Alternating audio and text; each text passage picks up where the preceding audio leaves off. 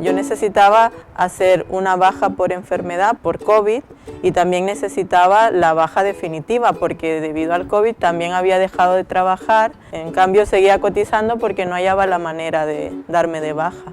Telefónicamente no, lo haces online y tampoco, y presencial ya ni te cuento.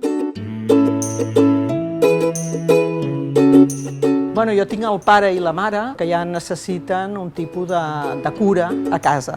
A part del que els donem la família, hi ha d'haver una part més especialitzada.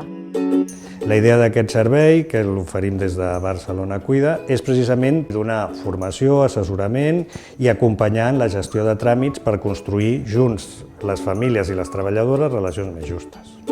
Com es fa la contractació? Aquest compromet a un i a l'altre.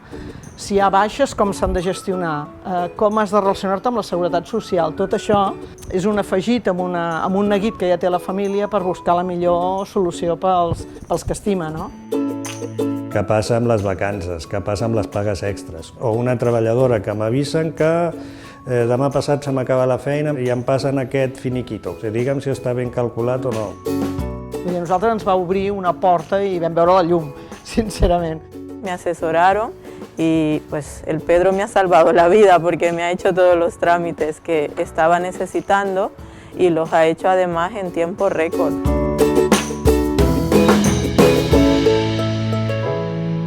La cura està tot arreu.